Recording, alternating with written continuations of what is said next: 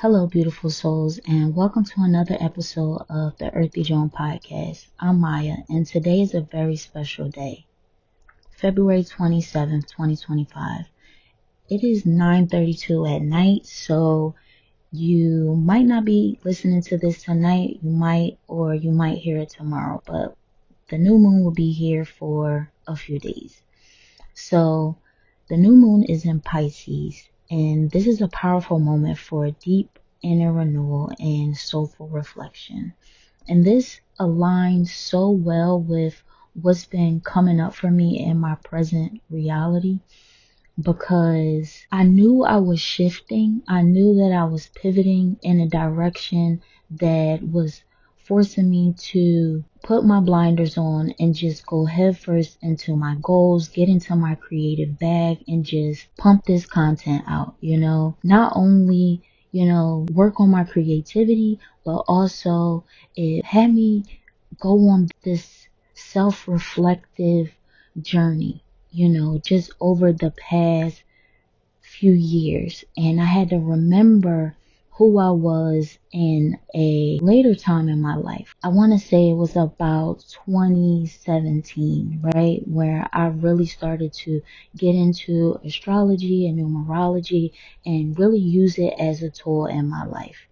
And over the years, I didn't want to showcase that on social media. I didn't really want to talk about it with my family because it was a personal tool, right? And I was raised in a religious household. My mother's side is Christian. My father's side is Jehovah's Witness. My dad, he also practiced Islam, as he got older. And I'm just always surrounded by so many people with so many different beliefs. So as I got older, I just started to lean more towards what tools help me get through life, right?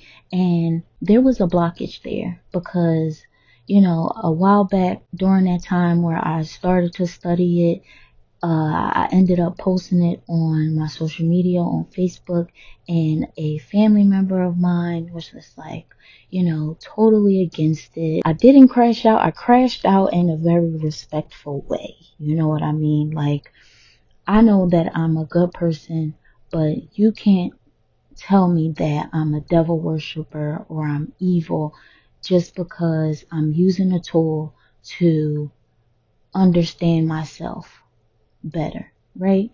And a lot of people do it. Astrology has been around for centuries, and it has always been used as a tool to heal people, to understand what's going on in a metaphysical sense. Doctors have used astrology to help patients understand how stress has manifested in certain places in their body, and just learning these things and so much more over the years.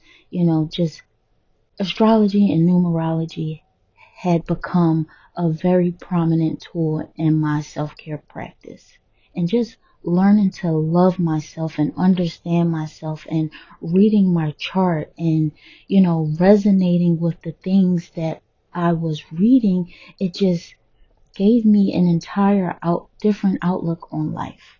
And I was so passionate about it that I began talking about it to my friends, to my family, and me and my granddad, we had several very deep conversations about numerology. And my grandma, sometimes we talk about astrology. We don't really go too deep into it, but, and these are people that I grew up with in the church, family members that, were baptized, that are now pastors and reverends, and, they never said that I was evil. They never made me feel like I was a bad person or I wasn't on the right path just based off of what tools I was using to learn myself, to love myself, to navigate this physical world, right? And I appreciate them wholeheartedly for that. And over time, friends and family, they would come to me, and associates, they would come to me like, oh, Maya, can you read my chart? And oh, can you do a compatibility reading on me and this guy I'm dating, girl? I don't know. It became very fun. I really enjoyed it. I just enjoy it. And I love you as a person. So it is nothing for me to just read your chart and give you some information, give you some insight, and see if you resonate with it. That's how much I enjoyed this. But over the years, uh,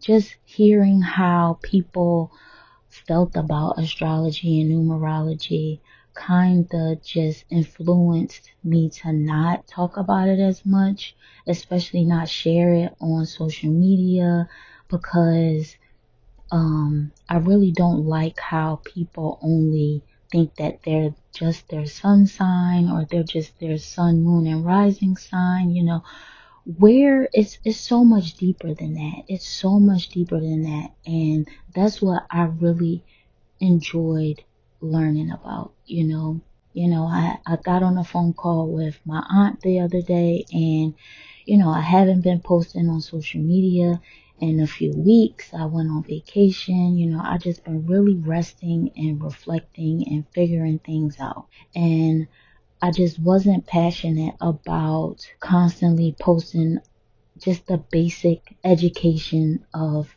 aesthetics and skincare, because I just felt like not everything works for everybody. Like, I can't tell this person, oh, you need to go in the bathroom and take a bath, and like, that can be self-care for one person, but another person might think self-care, or might really enjoy self-care outside in nature. One person might enjoy connecting with water, so they need to go sit by a lake, or go for a swim at a country club or a gym or something. Like, it's just so different for so many people. And I realized that as my content started to disconnect from me and who I was. Now I'm on this journey of being able to express myself in this way that I was feeling like I had a block, for so many years. I read about it, I write about it, got journals on type of journals of research that I've done on astrology and numerology, and I meet new people, and it comes up in conversation, and we'll spend, hours talking about it. They'll text me like, hey, can you read my numerology for the month, for the year, whatever. I've been seeing this number, these synchronicities. What does it mean? Can you give me some insight? And not once did I ever think that this is the direction that I would be pivoting into. That everything that I need is already within me.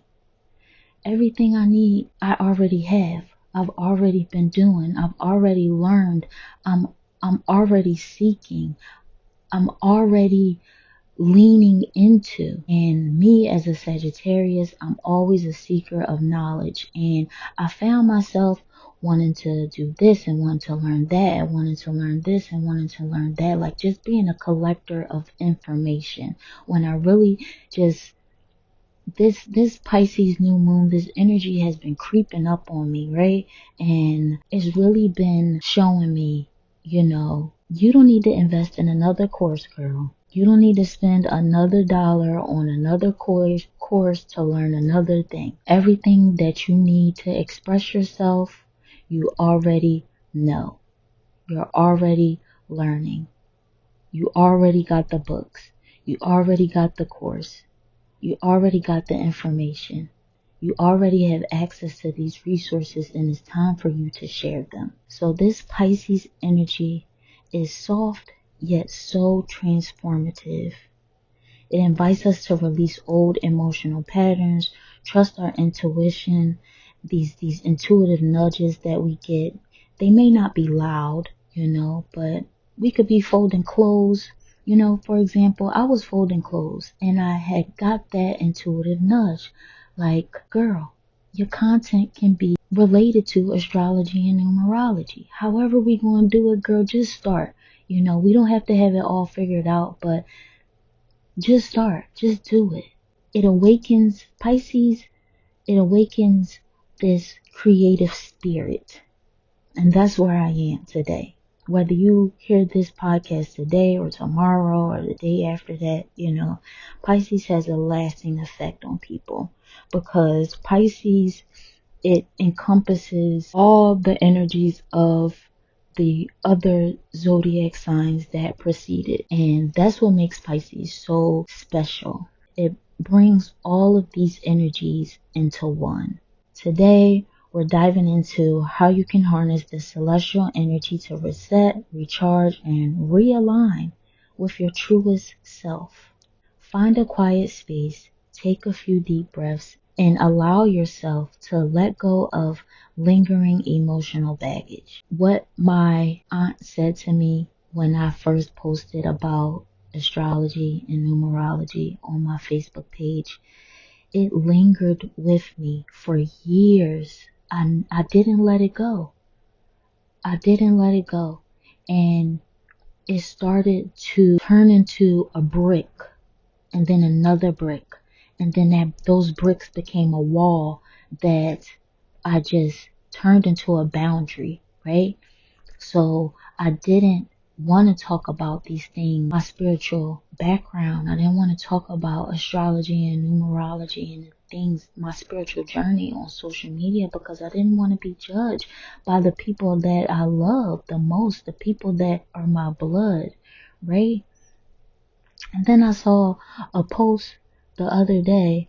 I saw a post and the girl said, stop looking for validation the generations, from the generation of people whose cycles you're trying to break, you're working on breaking. And instantly a light bulb just lit up in my head because it started to make so many different connections. And no, I don't seek validation from strangers or certain people, but people that are my elders, people in my family that I consider wise and that are elders, their thoughts, their opinions, their advice sometimes means something to me, right? And, it didn't mean that much to me where I stopped researching and seeking and using these tools in a whole, it just stopped me from posting it on social media. This is me. This is myself. This is what I've been doing for years. This is a tool that I've been using for years and I feel like it's a part of me. So I'm going to move forward and express myself through these tools and share that with the world.